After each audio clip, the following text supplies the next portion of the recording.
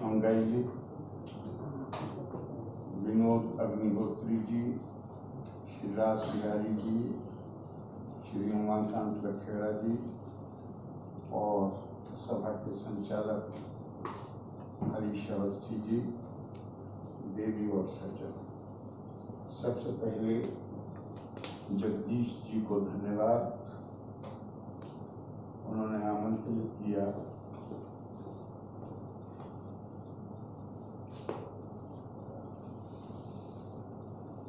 इस कार्यक्रम में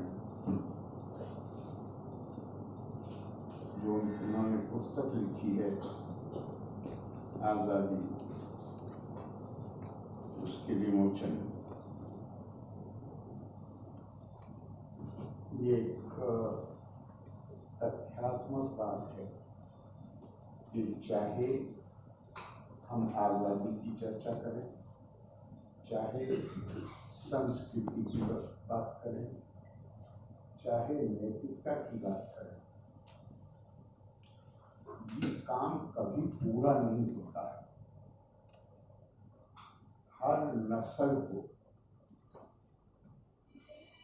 इस काम को आगे बढ़ाना है। अभी विनोद भाई ने शायद कुछ कहा था कि जो याद नहीं रखते, तो एक किसी तरह मैं ऐसी हिस्ट्री की किताब पढ़ते हुए उसके कथन में एक शेर था, जो कौम भुला देती है तारीख को अपनी, उस कौम का जोग्राफिया बाकी नहीं रहता।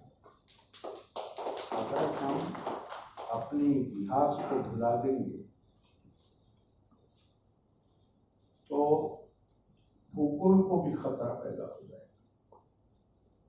और इतिहास हमें ये बताता है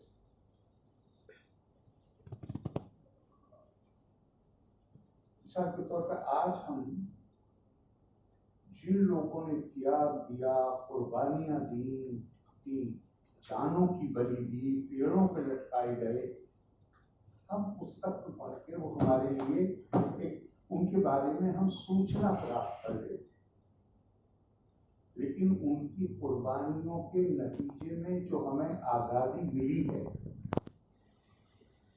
उस आजादी ने जो हमारा मानस बनाया है, हम उस तकलीफ, उस पीड़ा, उस अपमान का अनुभव नहीं कर सकते हैं जिससे उन्हें गुजरना पड़ता है। भारत में बहुत सी जगह थी जहाँ लिखा हुआ था, Indians and dogs are not allowed। आपने उस खास तौर से जो पहले से लिखी हुई बातें नहीं हैं, आपने उनके त्याग के बारे में उनको सुरक्षित करके, अरबी की एक कहावत है, अल इल्मु सईदुन वल किताबतो कैदुन। अगर तुम ज्ञान को सुरक्षित रखना चाहते हो तो उसको लिख दो। लिखना ऐसे है जैसे जंगली जानवर को डोमेस्टिकेट, पालतू बना दे, ताकि उससे फायदा उठाए। अभी यहाँ मैंने एक नाम मिसाल मुझे एकदम से याद आया, ये कानपुर का जिक्र हुआ। कानपुर बहुत बड़ा केंद्र था 1857 में। कानपुर और बिठूर बहुत बड़ा केंद्र था 1857 के पहला जो संग्राम है। और मान लेते हैं कि वो फेल हुआ, मानना चाहिए, लेकिन उसने आजादी की ख्वाहिश, उस अपमान और प्रताड़ना से मुक्ति पाने की इच्छा मनों में पैदा कर दी। और शायद अगर वो ना हुआ होता, हो सकता है कि और बहुत समय लगता। तो 18 तो एकदम से चीजें नहीं होती हैं इस स्तर पर। एक पहले कदम के तौर पे 1857 कामयाब था लक्ष्य के एतबार से हाँ कहा जा सकता है कि उस वक्त जो सफलता चाहते थे वो नहीं मिली। लेकिन इसमें हम जिस तरह से इसलिए खास तौर से बधाई देना चाहता हूँ जगदीश जी को, क्योंकि ये मेरा एक जाती अनुभव, कानपुर में भैया गुप्ता थे, कमर छुटी हुई थी भैया गुप्ता, चंद्रशेखर आजाद जी के सहयोगियों में भैया गुप्ता को आजीवन कारावास हुआ था काला पानी, अंडमान निकोबार में। भैया गुप्ता को कोई या उनके परिवार को कोई उम्मीद नहीं थी कि वो लौट के आ जाएंगे, तो देश आजाद हो गया। तो भैया गुप्ता उस आजीवन कारावास से मुक्त हो गए, मगर इतनी उन्होंने पीड़ाएं उठाई कि उनकी कमर झुक गई थी। और वो जब मैं 80 में चुनाव लड़ने के लिए गया तो भैया गुप्ता क्रांतिकारी, तो उन्हें तो पूरा शहर जानता था। और भैया गुप्ता ने मुझसे एक दिन कहा, वो बड़ा उन्होंने प्यार दिया। भैया गुप्ता ने एक दिन मुझसे कहा, सब एक दिन हमारे खाना खाए, तो एक बड़ा सा था जनरल वहां पे लग रहा था कि कोई बड़े व्यापारी का घर है। तो हम गए और हमने समझा भैया गुप्ता का घर है। कोई पार्लियामेंट में आने के कोई 1.5 साल के बाद मैं टिकवाई नगर में, जिसमें आमतौर से सैटरडे संडे को, शनिवार और रविवार को कानपुर रहता था, आसानी थी और चूंकि सुबह को फ्लाइट जाती थी तो बहुत आसानी थी, सैटरडे की मॉर्निंग में चले गए और इतवार की शाम को ट्रेन में बहुत कानपुर से आ जाता। तो मैं टिकवाई नगर में घूम रहा था, वहां किसी ने मुझसे आके कहा कि भैया चाय को बुला लेंगे। तो भैया तो जनरल, अरे साहब जनरल कंसी का मतलब वो तो उनके भाई का घर है, ये व्यवसायिक परिवार, वो तो उनके भाई। और मैंने कहा भैया खुद कि भैया तो यहीं रहते हैं। अब जो मैं पहुंचा तो आप सुन के दंग रह जाएंगे। भैया एक का इतना जितना बड़ा ये कमरा है, इससे भी कम में भैया का घर था। और उसका मेन एंट्रेंस जो थी उसमें गेट नहीं था, पर्दा लटका हुआ। मैं तो चला गया चाय के लिए, लेकिन मैं सोचूं, फिर मैंने और जानकारी करी कि वहां से निकलने के बाद अपने उधर ने मुझे बताया, उन्होंने कहा भैया के पास तो कुछ भी नहीं है, तो इनके छोटे भाई हैं। भैया तो क्रांतिकारी आंदोलन में थे, इन्होंने व्यापार कब किया? इनको तो वो भाइयों ने छोटा सा घर कुछ कर दिया, वो भी मैं बताऊं आपको, पर्दा लटका हुआ था दरवाजे। मुझे ऐसी, मैं आपको बता नहीं सकता कि मुझे कितनी शर्मिंदगी थी, कितनी गिलानी थी कि ये जिनकी वजह से हम आजादी के फल खा रहे हैं, वो इस हालत में रह रहे हैं कि उनके घर पर दरवाजा नहीं। और मैंने की रात फ्लाइट थी शाम को, मैं शाम को पहुंचा, मैंने आते ही फोन किया तत्कालीन प्रधानमंत्री जी के दफ्तर में। मैंने कहा मैं कल सुबह कल मिलना चाहता हूँ, बहुत इंपॉर्टेंट। मैं गया तो मैंने इंदिरा जी को मैंने कहा, इंदिरा जी हिल गया, हम इस तरह अपने क्रांतिकारियों के साथ जिन्होंने हमें आजादी दिलाई, हम मुंह दिखाने के भी लायक हैं अगर हम हमारा ये है, हमारा ये आचरण है उनके साथ, वो क्या करें? मैं क्या कुछ भी कर दीजिए, अगले शनिवार से पहले मुझे कोई चीज चाहिए थी। अब उस जमाने में आपको ध्यान होगा वो गैस एजेंसी और पेट्रोल पंप यही इस लेवल पे यही होते। तो खैर, और मैंने कहा ये मैं ऑर्डर दे नहीं चाहता, ये मैं मेरा हाथ जोड़ के प्रार्थना है, इसको जितनी जल्दी हो बोले। अभी तक उन्होंने फौरन बुलाया किसी और पेट्रोलियम मिनिस्टर उस वक्त उनको फोन किया और कहा कि अभी आरिफ आ रहे हैं आपके पास से रही। उस जमाने में आपको ध्यान होगा डिस्क्रिप्शन रिपोर्टर भी होता था, अगले दिन, उसके अगले दिन में जैसे मंडे को मिला, ट्यूसडे की शाम तक मुझे ऑर्डर मिल गया और फिर मैंने सैटरडे का इंतजार नहीं किया। मैं जल्दी पहुंच गया, सेशन भी नहीं चल रहा था उस वक्त, और ये रोने लगा। मैंने भैया को बताया नहीं, पहुंचे भैया रोने लगा। मेरे लिए इसकी क्या करूं? हमने वो सब इसलिए थोड़ी किया था कि हम इसके बदले में कुछ, मैंने तो, आपने तो मुझसे कहा नहीं। मैं आपकी इस भावना को सलाम करता हूँ, लेकिन हमारी भी कुछ भावना होनी चाहिए। तो हमने अपने इन क्रांतिकारियों के साथ, स्वतंत्रता सेनानियों के साथ जो हमें करना चाहिए था, हकीकत ये है कि हम उसमें इंसाफ नहीं कर सकते और हम उसके दोषी। लेकिन अगर हमें ये एहसास हो जाता है तो वो भी अपने आप में पॉजिटिव, सकारात्मक चीज है। मैं किताब को महत्वपूर्ण क्यों मानता हूँ? और अभी ये बच्ची ने यहाँ पे कविता पढ़ी, अच्छा कोई बात नहीं, कोई बात नहीं। अभी एक बच्ची ने कविता पढ़ी। मैं ये मानता हूँ कि आजादी उस दिन, आजादी जो हासिल हुई वो उस दिन वो काम पूरा नहीं हुआ जिस दिन अंग्रेज छोड़ के गए। और 15 अगस्त को, 14 अगस्त की रात को ऐलान हुआ, 15 अगस्त को से हमारी आजादी शुरू हुई, एक्ट में लिखा हुआ। बल्कि जो आजादी के लिए लड़ाई लड़ने वालों ने जिस प्रकार के भारत के समाज की रचना का स्वप्न देखा, वो हम कर सके तो आजादी होगी।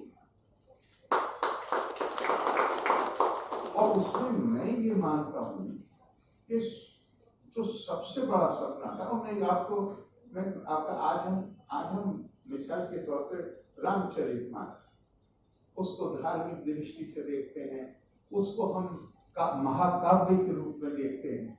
लेकिन अगर थोड़ा भी गहराई में जाइए तो पता ये चलता है कि तुलसीदास जी केवल भक्त नहीं थे, समाज सुधारक भी थे। उन्होंने जो कुछ कहलवाया है अपने पात्रों के मुंह से, वो चीजें उस वक्त भारत में बिल्कुल गैर हाजिर थी। यहाँ पे वैष्णव और शैवों का झगड़ा चल रहा था, यहाँ पे भक्ति और ज्ञान मार्ग का झगड़ा चल रहा था।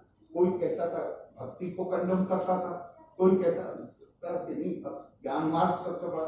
उन्होंने सबके अंदर समन्वय स्थापित किया और ये जाना कि संस्कृति की बहाली, जब तक भारतीय संस्कृति समन्वय की संस्कृति है और समन्वय, उस समन्वय के रास्ते से हम भटक गए हैं, इसलिए हमें पतन के काल से गुजरना पड़ा। जिसने चाहा उसने 250 घोड़ों पर बैठ के आके जहां चाहा हमारे ऊपर कब्जा कर लिया। जब तक समन्वय के माध्यम से समाज में एकता, जब तक समन्वय के माध्यम से समाज में एकता स्थापित नहीं होगी, हमारी ये दुर्दशा बनी रहेगी। जहां झगड़े हो रहे थे वहां उन्होंने क्या कहलवा दिया शिव जी के मुंह से भगवान राम के लिए, और भगवान राम की पूजा करा दी शिव जी की। ज्ञान और भक्ति के बीच में समन्वय स्थापित कर दिया। हाँ, ये बुनियादी चीज है समझने की। हमारी संस्कृति समन्वय की संस्कृति है। समन्वय ही समाज को सशक्त बनाता है। भारत ने अपने आदि काल से कभी भी विभिन्नताओं को, मतभेदों को मनभेद के रूप में नहीं देखा। भारत ने विविधता में एक संपन्नता देखी है। जैसे हम अपने यहां घर में मेहमान आ जाए तो हम 6 चीजें रखते हैं उसे खाने के लिए, उसकी रिचनेस को बढ़ा देना, संपन्नता को पाने की बढ़ा देना। भारतीय संस्कृति में वो थी। हमारे यहाँ इसके कोई स्वामी विवेकानंद कहते हैं पार्लियामेंट के ऑफ रिलीजन्स में कि मुझे गर्व है कि मैं ऐसे देश से आता हूं जहां हम अपनी सुबह की शुरुआत इससे करते हैं।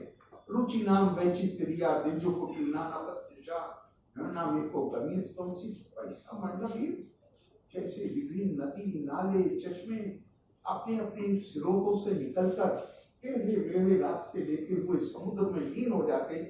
फिर वो हम सब भी अपनी अपनी प्रकृति के अनुसार अलग अलग रास्ते लेते हुए अल्टीमेटली आखिर में आप में लीन हो जाते। हमारे यहाँ भारत में तो दुनिया में आप नजर डालिए, हमारा सेकुलरिज्म ये कोई पश्चिम से आया तो कल्पना नहीं।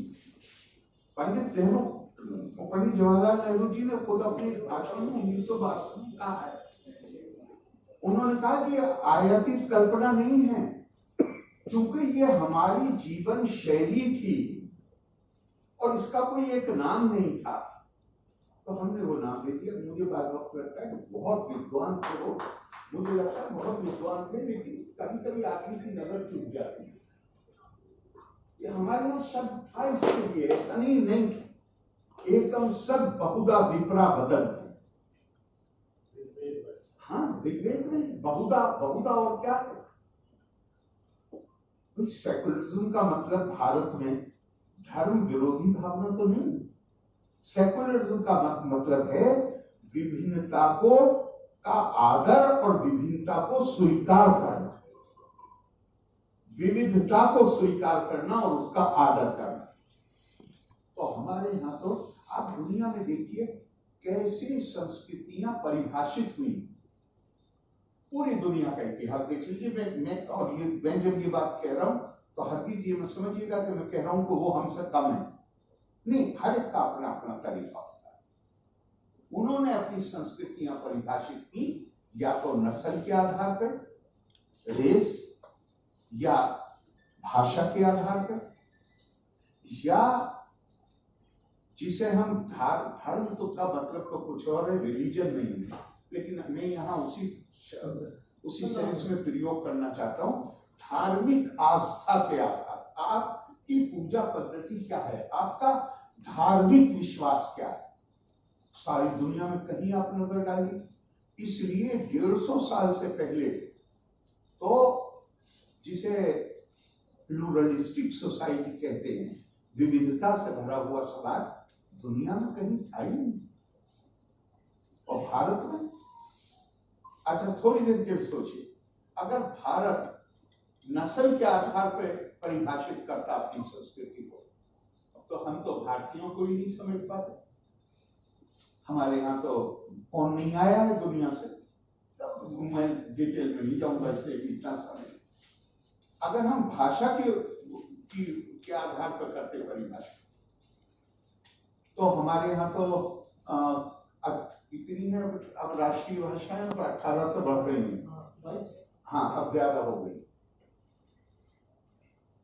हाँ, और अंग्रेजी के मामले में क्या, तो हमारे शासकों की जुबान थी, लेकिन आज की तारीख में मेरे ख्याल से दुनिया में सबसे ज्यादा अंग्रेजी बोलने समझने वाले इंग्लैंड में तो डेफिनेटली हमसे ज्यादा नहीं, हो सकता है अमेरिका में ज्यादा हो, वरना तो देश के एतबार से सबसे हमारे किसी भी देश के।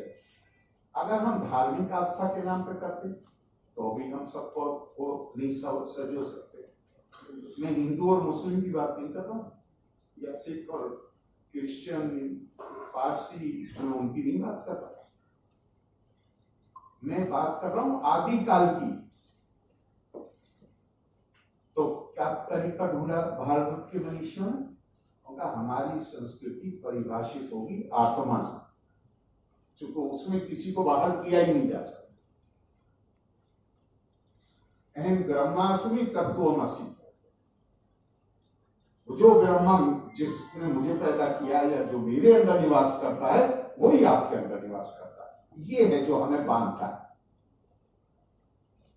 वैसे भारत को कैसे परिभाषित किया, मेरे ख्याल से इसमें है, अभी मैंने कहीं शब्द देखा, उत्तरम यह समुद्र से हिमाद्री चैव दक्षिणम वर्षद भारतीय संतति।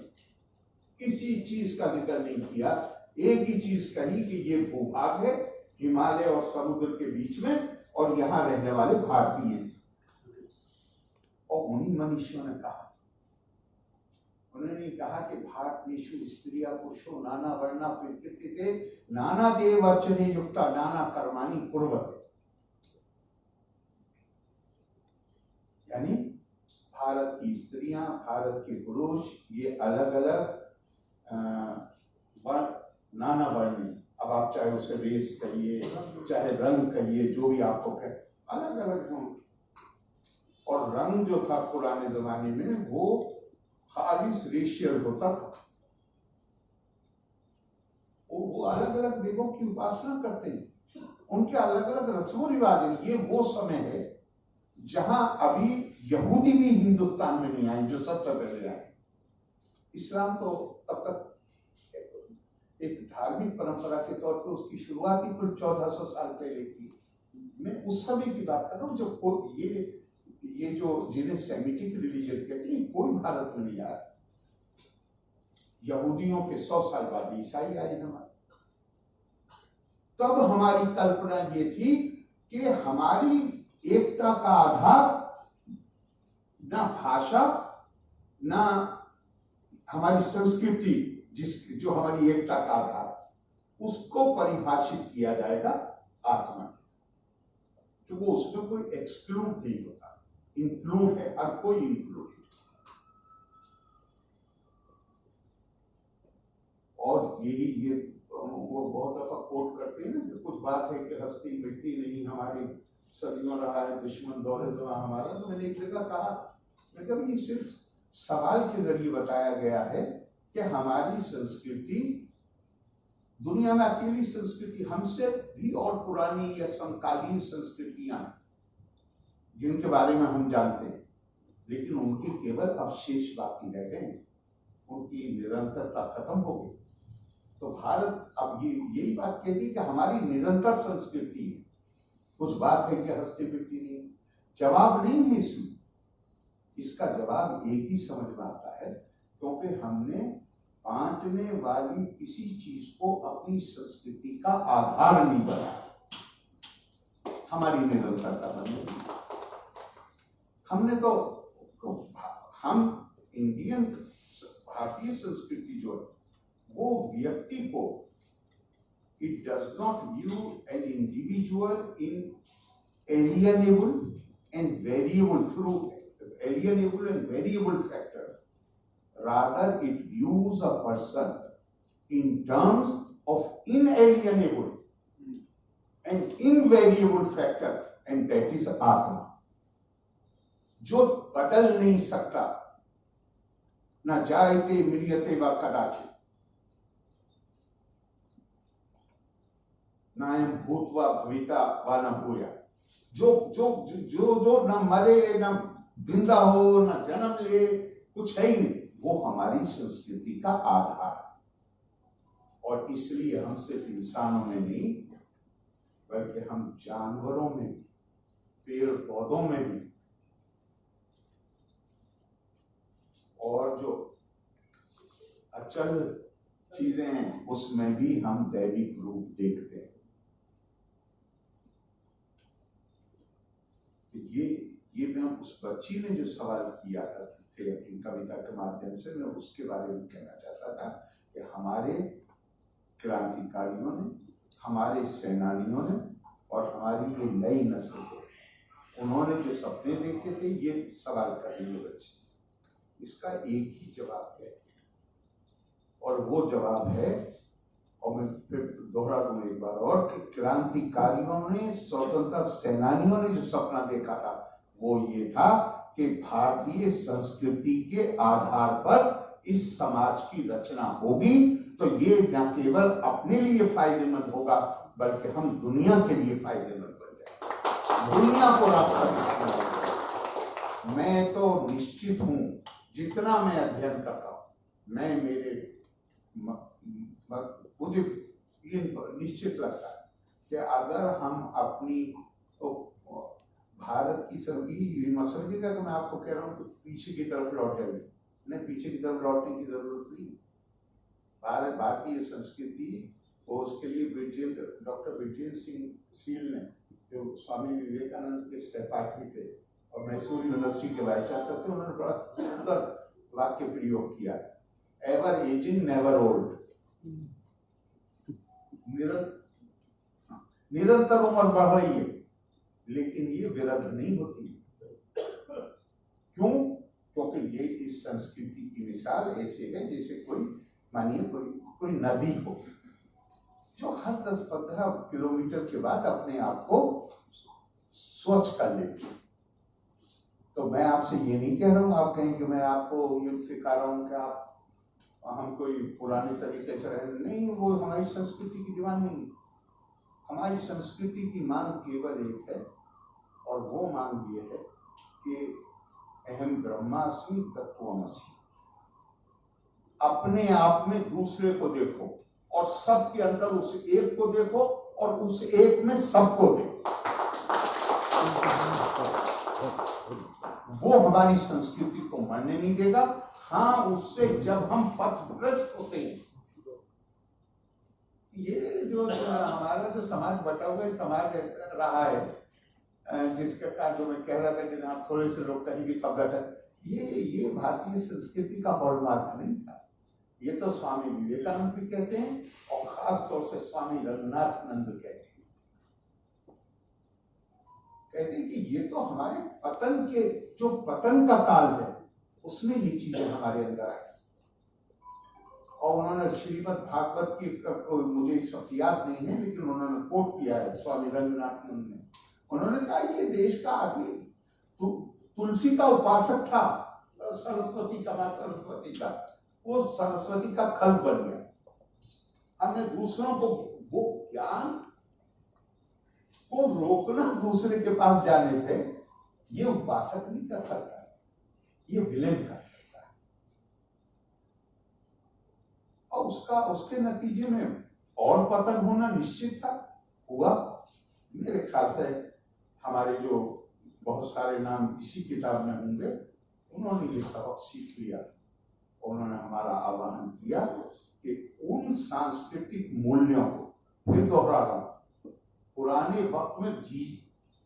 वक्त में जीने की जरूरत नहीं है, लेकिन जो सनातन मूल्य हैं, सनातन आदर्श हैं, वो कभी बूढ़े नहीं होने वाले, कभी विरध नहीं होने वाले, कभी कमजोर नहीं होने वाले। हाँ, युग धर्म बदलता है, काल धर्म बदलता है, व्यक्ति की जरूरतें अलग अलग होती हैं, अलग अलग दौर में जीने के लिए अलग अलग काम भी करने पड़ते हैं। और बड़ा लिबरलिज्म है हमारा। तो कहा राम, हिंदी के कोई किसी कवि ने कहा ना कि राम मर्यादा पुरुषोत्तम। हाँ, एक वाणी, एक पत्नी, एक वाणी, एक पत्नी, एक और कुछ है, और कृष्ण लीला पुरुषोत्तम, माखन चोर, चिच्चोर, रणछोर, दोनों एक ही के अवतार, लेकिन काल अलग अलग, युग अलग अलग है, मगर वो जो बुनियादी सनातन आदर्श है आत्मा का, वो नहीं बदलता, वो एक। तो मैं उम्मीद करता हूं कि इस किताब को लोग पढ़ेंगे और क्रांतिकारियों ने, स्वतंत्रता सेनानियों ने जो सपना देखा था उसको समझने का प्रयास करेंगे, और फिर अल्टीमेट जो बात है कि उसको जीने की कोशिश करेंगे। तो 10% भी जी लीजिए। तुलसीदास जी ने बड़ी खूबसूरत बात की, इसके साथ खत्म कर रहा हूँ। तुलसीदास जी आखिर में माथा पीट लिया और बोले, रामायण अनहरत सिख जन भयो भारत भी, तुलसी शक्ति को सुने काल को चाल कर पी। तो बस वो ना करें, हम सुने, उसको ग्रहण करें। और मेरा ख्याल है बहुत पॉजिटिव चीजें देखना चाहिए, बड़े बड़े पॉजिटिव चीज आए, बहुत सकारात्मक परिवर्तन, और वो स्कीम चलेगी तो मुझे कोई शुबा नहीं है। अभी कह रहे थे विश्व गुरु, मेरे ख्याल से देखिए विश्व गुरु भी क्या है, ये वो उपाधि थोड़ी है। विश्व गुरु तो उपाधि है। हमारे मनुष्यों ने क्या कल्पना की थी, एक देशा पशु तस्या सकाशाद अग्र जन्मना, स्वं स्वं चरित्रम शिक्षेरम पृथ्वीयम सर्वम आनवा। भारत ऐसा देश बनेगा जहां दुनिया की विभिन्न संस्कृतियों के लोग भारत की संस्कृति का अध्ययन करने के लिए नहीं, अपनी संस्कृतियों का अध्ययन करने के लिए भारत में आएंगे। यानी हमारे पास ऐसे गुरुजन होंगे, ऐसा ज्ञान का भंडार होगा कि हम एक अरब चल के आएगा कुरान स्टडी करने के लिए हिंदुस्तान, एक यूरोपियन चल के आएगा क्रिश्चियन ट्रेडिशंस को स्टडी करने के लिए, इजराइल से लोग आएंगे यहूदी ट्रेडिशन को स्टडी। उन्होंने ये कल्पना की थी, तो वो क्या है, उपाधि थोड़े, वो तो ये है कि आप कितना ज्ञान अर्जित, हम कितना ज्ञान अर्जित करते हैं। और मैंने एक बार देवबंद में बोलते हुए कहा, मैंने कहा भाई मैं मुसलमान घर में पैदा हुआ हूँ और मैं जब किताबें पढ़ता हूँ तो मैं पढ़ता हूँ कि हुजूर सल्लल्लाहु अलैहि वसल्लम ने, प्रॉफिट साहब ने मदीने में बैठ के कहा, अजीदु रिहल इल्मी मिन बिलादिल हिंद, मैं हिंदुस्तान की सरजमीन से ज्ञान के शीतल झोंके आते हुए महसूस कर रहा हूं। इनका मेरी जिम्मेदारी ये नहीं है, फिर मेरी जिम्मेदारी ये नहीं है मैं देखूं कि वो कौन सा ज्ञान है जिसकी शीतलता के झोंके उन्हें वहां बैठ के महसूस हो रहे थे। हम खुद परिचित नहीं है कि हम इतना बड़ा ज्ञान का भंडार इस देश की विरासत, उस विरासत को जिंदा करेंगे तो मुझे पक्का यकीन है कि भविष्य अच्छे से अच्छा होता चला जाएगा। धन्यवाद। जय हिंद।